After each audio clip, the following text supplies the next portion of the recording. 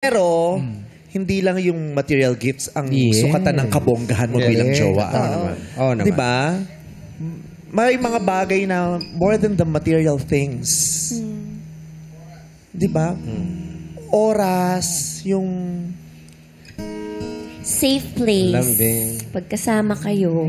safe space. Diba? Kung yung jowa mo, safe space mo, iba din yun. The best Diba? gift ever. Kung yung jowa mo, best friend mo, iba din yun. Nice. Kung yung Comfort jowa mo, mo. comfort mo, o sumbungan mo, takbuhan mo, iba din yun. Yes.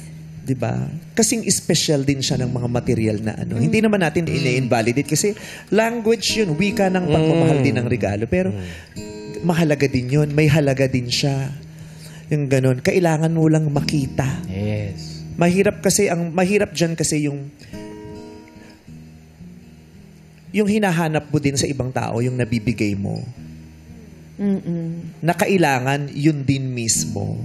Kasi paano ba natin malalaman kung kulang ang ibinibigay ng partner natin? Sino bang tumitimbang? Sino ba nagsasabi kung tama ang timbangan?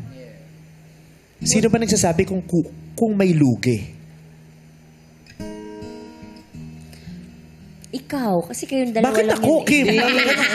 Kayong dalawa din yun, nakakaalam kasi nun. Kung may kulang o sobra. Nadamay ka ba? Oo, bakit ako? Pero Kayong kailangan ba dalawa yun? lang yun. Kailangan ba? Kailangan bang timbangin?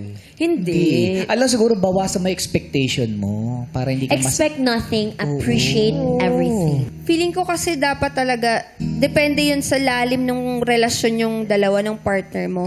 Kasi, kunyari, 100 yung ibinigay mo nga. Tapos yung 100 niya, hindi naman kasing 100 ng 100 mo. Yun lang yung 100 na kapasidad ng pagkatao niya. Yun yung binigay niya sa yung 100, pero para sa'yo, kulang. Pero yun yung sagad niya eh. Nasa sa'yo na yun kung ma-appreciate mo yung binibigay sa'yo nung partner mo. Galing, Rocky. Galing ni Jackie, oh. Dr. Love! Siya nga pala. Nakakaiyak. Mahusay si Naiyak si Vice, oh. Grabe, Hinubog na ng Jack. panahon to si Jackie. Oo. Naiyak ka, Ayun, Ben. ba't naiyak ka nga? Hugot na hugot eh. So proud of you. So proud of you. Thank you, te. Diba? After nung ganun-ganun.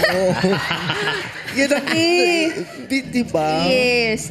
Yun talagang epekto pag naalog ka sa LU. Talagang maaayos yung ano mo. Diba? Diyan mo yung from pain to wisdom. Yeah. Yes. Pero ang suma nito, hindi kayo naging sapat sa isa't isa. Yeah. Hindi naging swak. Oo, parang hindi nyo na-appreciate yung ginagawa na. Actually, sino bang nakipaghiwalay? Ako po. Oh, you felt like hindi sapat yung nakukuha mo. Kulang po. Kulang po yung nabibigay niyang effort para sa akin. Sinabi